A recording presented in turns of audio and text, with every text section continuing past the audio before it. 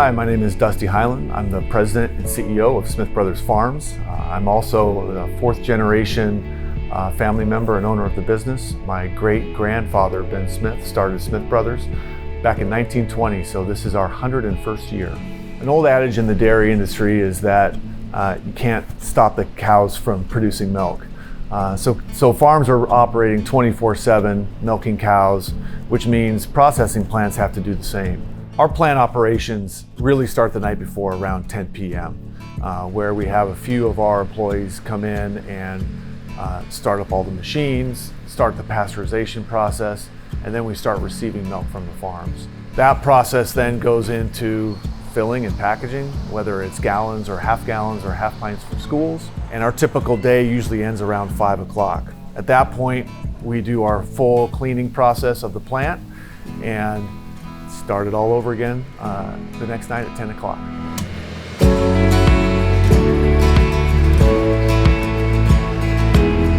Every role at Smith Brothers is very, very important. We are a very diversified company when it comes to the plant. It is imperative that all my employees here understand not just one specific job, but they understand various jobs throughout the plant. There's never a dull moment in the dairy industry. Every day brings you something new, and not only something new when it comes to learning, it's just a new adventure every day you come to work. You never know what's going to happen.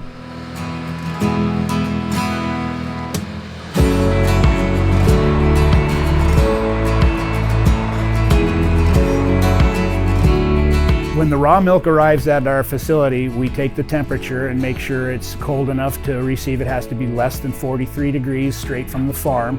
And we put it into a raw milk silo that has a cooling jacket, and that is also able to keep it cold, if not even cool it a little bit more before processing.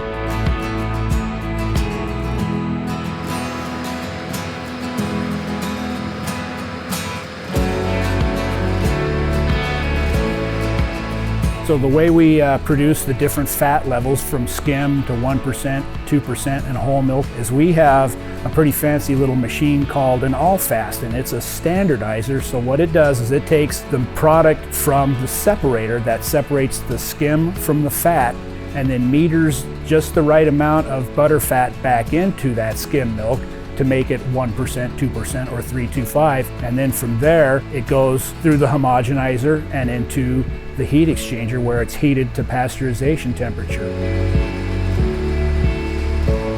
Homogenization is the process of breaking up the fat molecules in the milk to the point where they will not reattach and separate out from the finished product.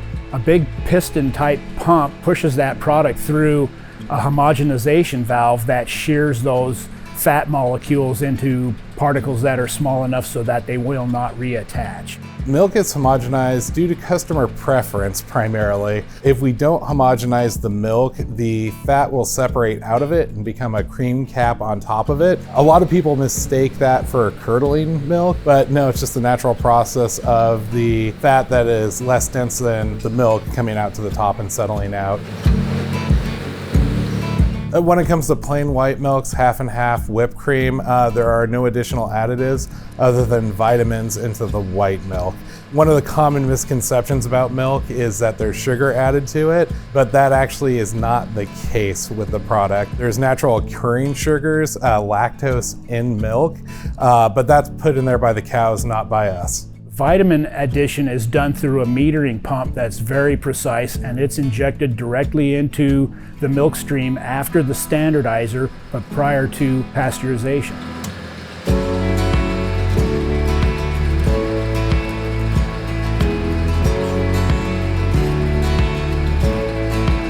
Pasteurization is done through time and temperature. The minimums for pasteurization are 161 degrees for 15 seconds. That's the minimum, and that's for white milk only. If you have additives like sugar or chocolate powder, the temperature has to be raised a bit higher, and if it's got egg for like eggnog, it has to be even higher yet, about 180 degrees.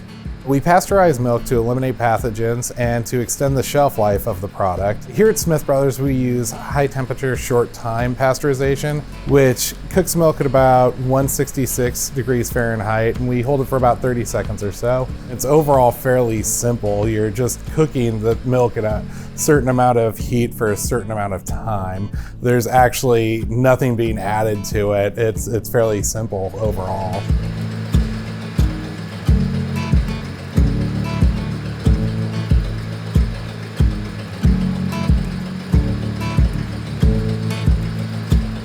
After pasteurization, it's cooled down to about 33 degrees, 33 to 34 degrees, and then it's held in insulated storage tanks, and then it's filled on the fillers almost immediately thereafter. The milk filling procedure, where we put it into the finished packaging for the consumer, from the holding tank, it is transferred to one of our 6 filling lines, and we have the ability to do a paper carton half-gallon, paper carton minis we call them, for school milk size. We also do quart and pint and half pint on a quart filling machine, and we do plastic gallon jugs, and also we can do bags for a bag and box product, as well as bulk totes of finished product. And that goes over to a machine where the cartons are formed, filled, and sealed, and date coded and sent off to the casing operation. So when we're processing milk, basically you're generating a lot of cream off the skim. Same thing with 1%. The higher the fat you go, the less cream you are generating as surplus. We do put a lot of heavy cream out, so a lot of our cream that we generate off of skim and 1% and 2% go to our heavy cream products, which also make half and half and 40% heavy cream. What surplus cream we do not use here at Smith Brothers, we distribute to other manufacturers who produce yogurt, sour cream, ice cream, and other products that require a higher butterfat. Quality insurance is important for many reasons. We ensure that there's a safe product that goes out to the public. We ensure there's a high quality product that goes out to the public, and we ensure that all of the legal requirements are met while we're doing our business and producing a food product. We start by testing the milk at receiving. We test for antibiotics and microbial presence. After that, we test it for components during the process. Butterfat, we have to make sure that we're nailing all our specifications down correct for our skim milk, 1%, 2% whole milk. The packaged milk is brought up to the lab, and we test them for micro as well as sensory. For the labeling standards, we use a calculated method from an outside lab. They will test our product and compare it back to a national standard. And we're essentially trying to fall within those limits and basically meet them. So we validate that our products do meet the national standards.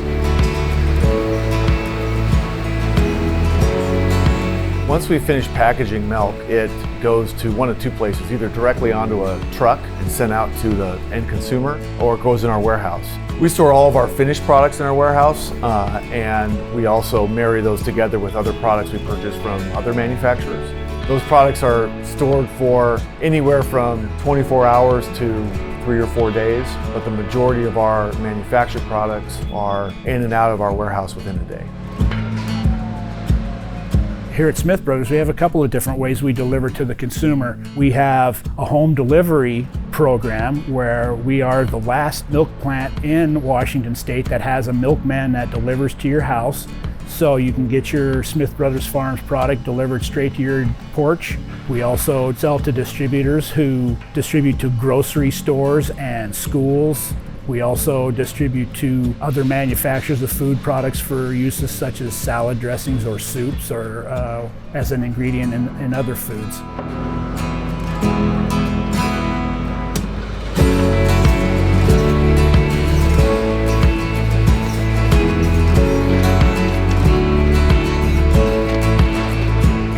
We receive milk from a farm within 24 hours of it being milk from a cow, and we usually send it out within 24 hours of receiving it here at the plant. So from farm to table, you could say it's a 48-hour process.